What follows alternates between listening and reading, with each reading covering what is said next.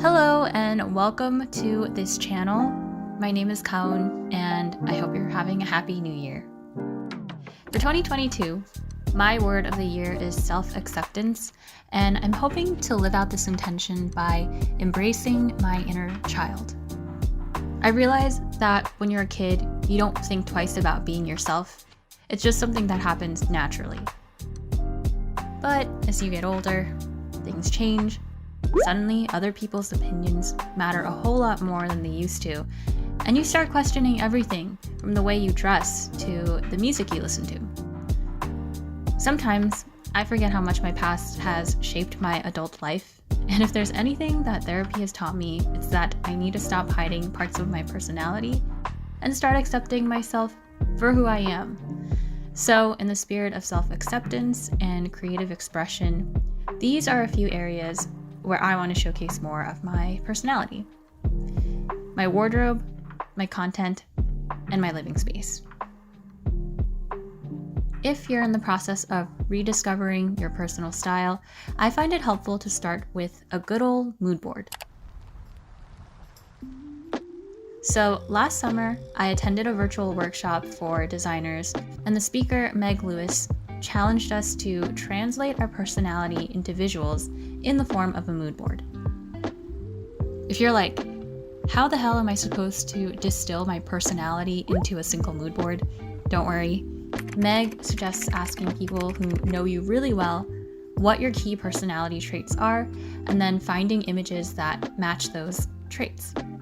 Another helpful tip from Meg is to never include images that are in your own medium of choice. So to give you an example, Meg is a graphic designer. She tries not to use graphic designs in a mood board to avoid being influenced by other people's styles.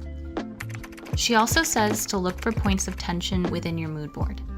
So I feel like my mood board gives off a subdued, laid-back vibe overall, but you also see hints of orange and pink and green and blue, and I feel like these colors stand out in a subtle but playful way. So growing up, I was always pretty shy and reserved in social settings, and definitely not one to be the center of attention, even though I low-key wanted to stand out. And those who know me really well will tell you that I have a pretty childish sense of humor. Some might even call it immature. That's up to your interpretation. But yeah, I feel like the pops of red and orange capture that lesser known side of my personality, and that's just how I interpreted the colors in my mood board. So take some time to put together your mood board, and once you're done, write down what you notice.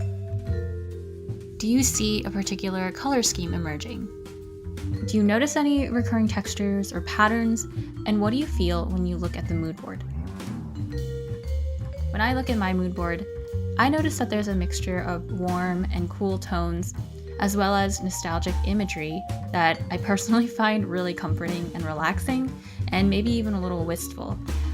There's definitely some sad girl vibes going on, and that is 100% my personality. So yeah, I feel like this mood board is pretty representative of my characteristics.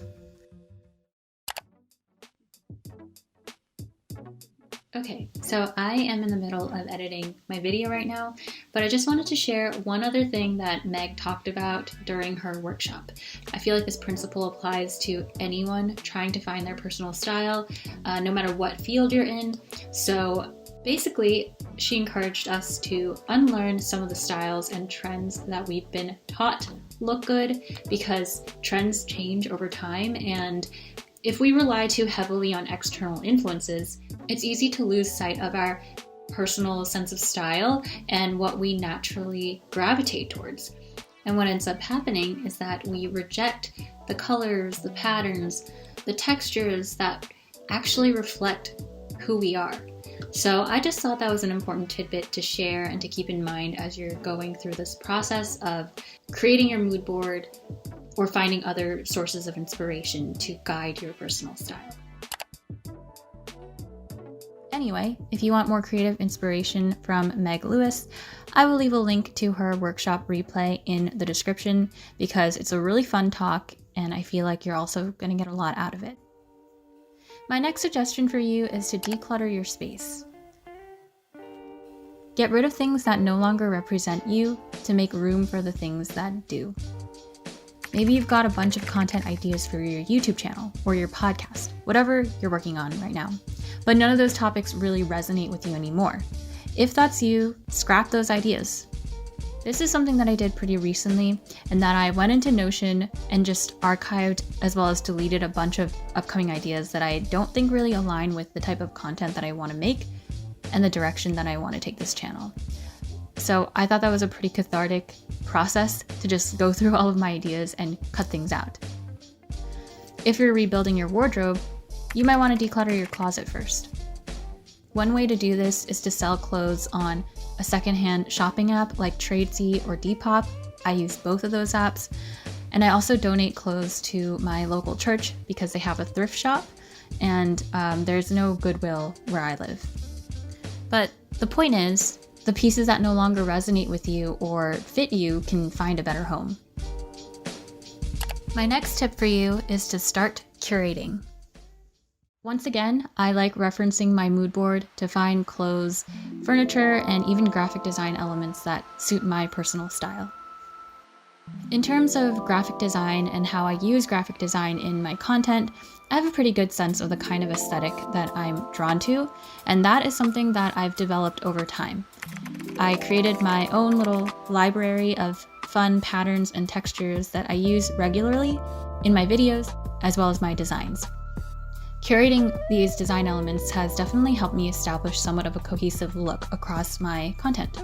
So that's something that I highly recommend you start doing if you also post on YouTube or create content on other platforms.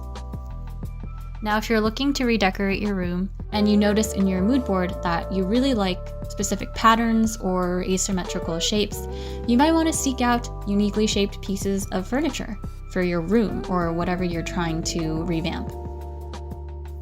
In terms of fashion, I used to wear a lot of bright colors and statement pieces. Even when I was a kid, I think I was just naturally drawn to bright colors. But as I got older and I entered the workforce, I don't know what happened. I just started wearing the same old, boring neutral colors and predictable outfits. And I just played it safe with my choices because I was too lazy to figure out what I truly felt confident wearing. In recent months, I've thrifted some really cute tops off of Depop, and I've started collecting some cute accessories as well. So yeah, I feel like for the past few years, I've been trying my best to invest only in decent quality pieces that I know I'll wear often and that make me feel good. So if you don't consider yourself to be particularly fashionable, I am the same way. For me, I think fashion just comes down to expressing myself and feeling good in what I choose to wear. That brings me to my final point. Don't rush the process of finding your personal style. Obviously, this is not something that happens overnight. It definitely takes some trial and error. And like I mentioned, I'm still figuring out my own sense of style, particularly when it comes to interior design, because I am so lost in that department. But I think that's what makes this whole journey of rediscovering your personal style fun, because you're slowly closing the gap between who you are and how you express yourself. Plus, I feel like your personal style is constantly developing anyway, so it's not like a one and done type of thing, you know? Anyway, that's all I got for this video. I hope it inspires you to take some creative risks in 2022 and to reclaim your personal style, because I do think it's something that's already within you, as cheesy as that sounds, and you just have to do some digging to figure out what that looks like. Thank you for watching this video. I hope you subscribe, leave a comment, and I will see you in the next video. Bye!